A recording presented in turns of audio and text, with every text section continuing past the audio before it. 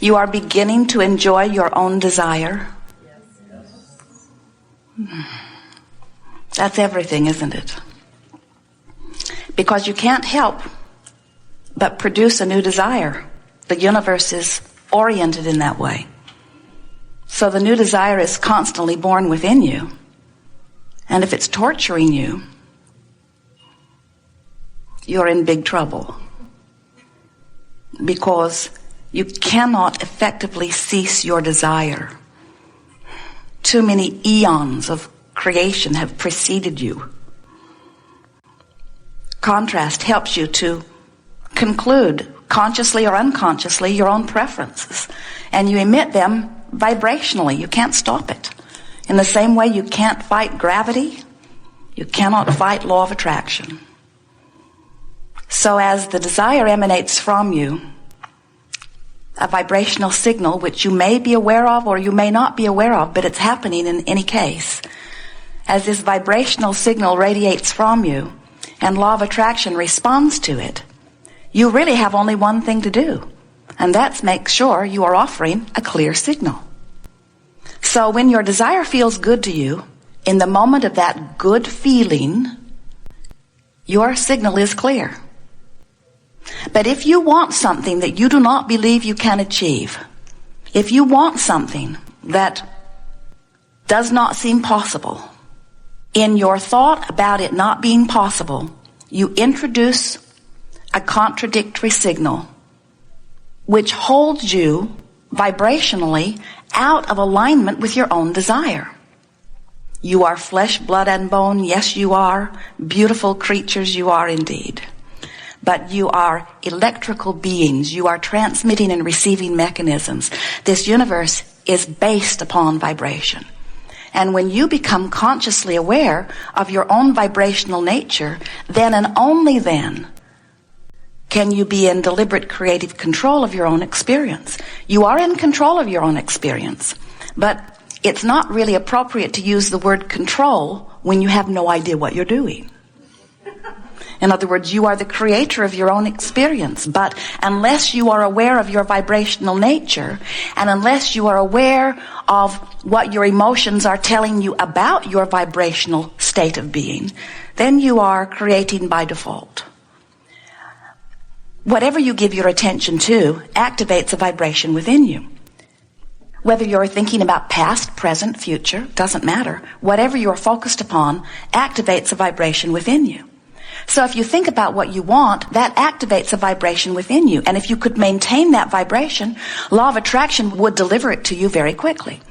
But as you focus upon what you want, but then you notice that it isn't happening, and you focus upon what you want, but then you wonder what's taking so long, now you are offering all kinds of contradictory vibrations, and what you want cannot easily come to you. Not because you're bad, and not because you're inappropriate, and not because you're unworthy, but in the same way that you do not call your radio inappropriate or unworthy when you set your dial or your tuner on a station that is different than the one you really want to hear.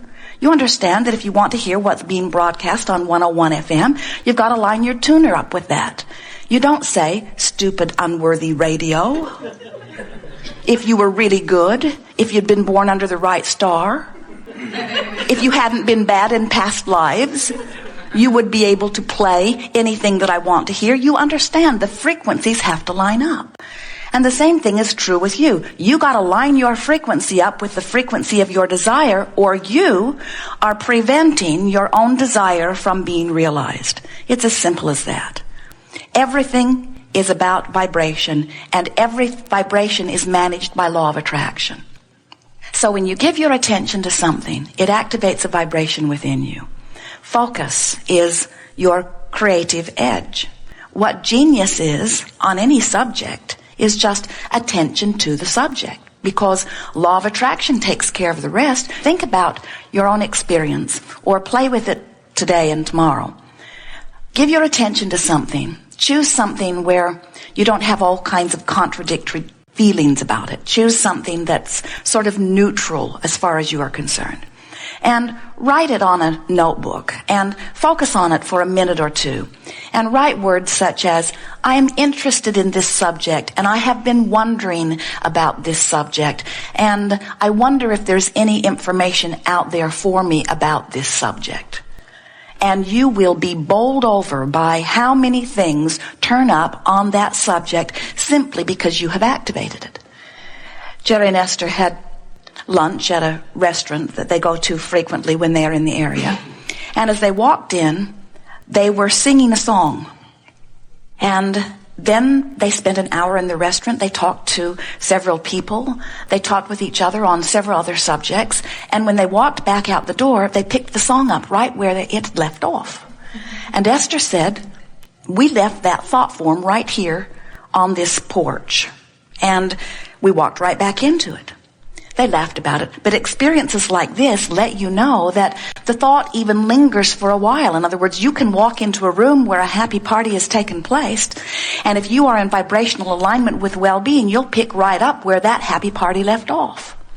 And in fact, as you are born into these physical bodies, you do experience the vibrational continuum of the generations that have come before you. Their desires as they have lived as individuals and their collective mass consciousness desire has emanated to the boundaryless boundaries of the universe, and law of attraction is answering all of those requests. So each generation who follows the previous generation benefits by the desires that have been exuded by mass consciousness. You see, all you have to do is ask, and it is given. But so many of you stand in your now missing something that you want, and you would argue with that. You would say, surely it is not that way, because I know there are many, many, many things I've been asking for that are not coming to me or have not yet come to me. I see no evidence of them inside. And we say, that's because you are not, in those cases, a vibrational match to your own asking. You're asking for something you don't believe, but you're not believing it is the dominant vibration within you. So, you are magnificent genius creators who have at your basis freedom. You are so free you can choose bondage.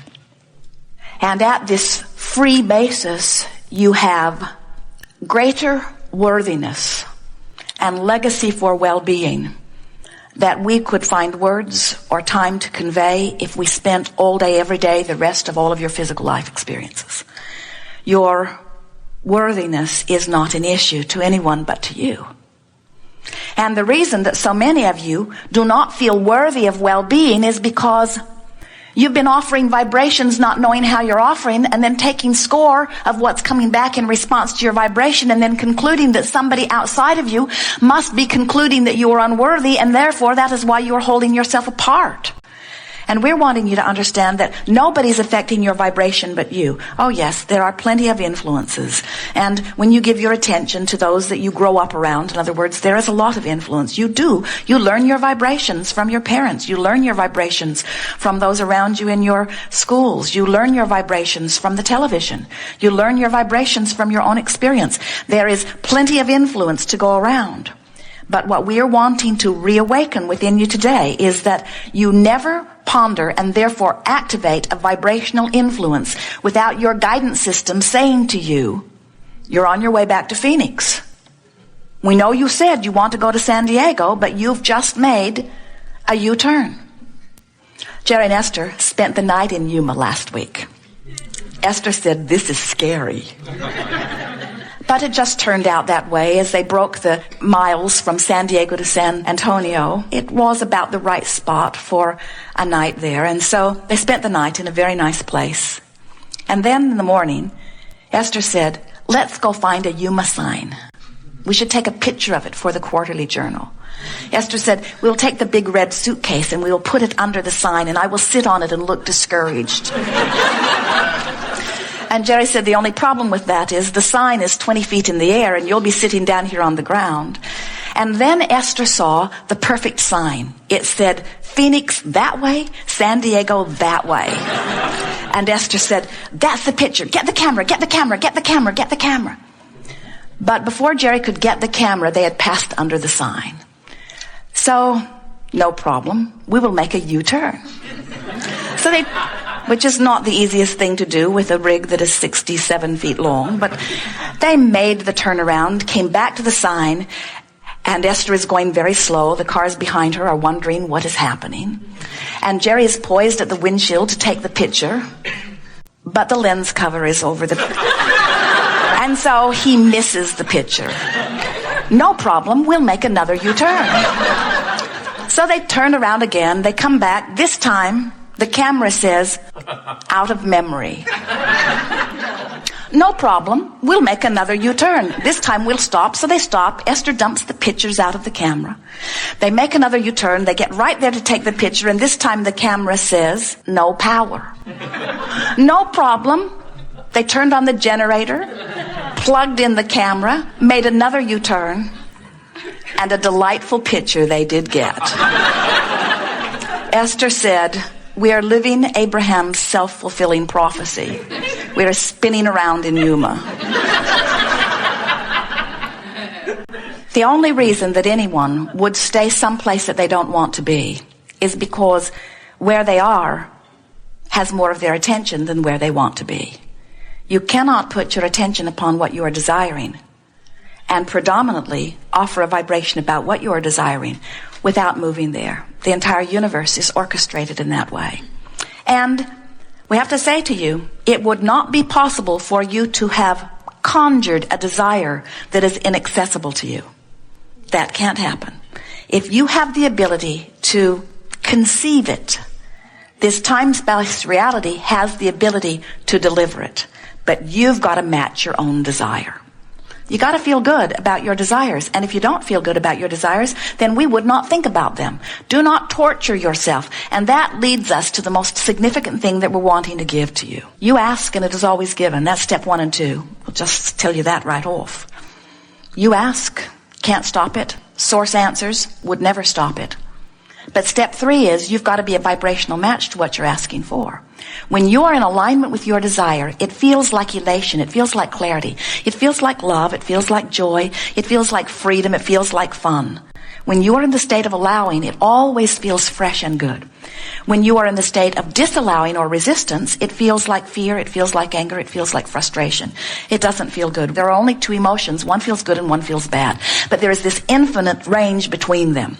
In other words, you call them all kinds of different things because of different exposure to different experiences. You find different ways of describing your emotions, and you have become better at pinpointing verbally words that mean how you feel. In other words, your ability to describe feelings is unsurpassed. Even your color palette is not as broad of spectrum.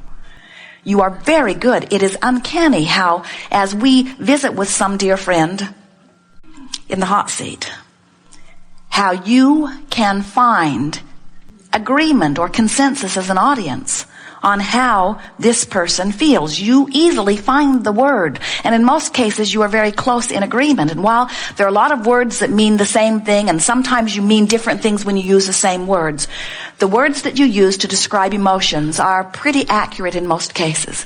But we are not so much wanting you to worry about finding the word that describes the way you feel, as we are wanting you to identify the feeling of how it feels and then consciously reach for a feeling of relief from that feeling. That's the key. Now think about what that means. Step 1 says, ask. Step 2 says, source will answer what you're asking. Step 3 says, you got to be a vibrational match to what you're asking for. And if you're not, then there is some resistance, which is always accompanied by some feeling.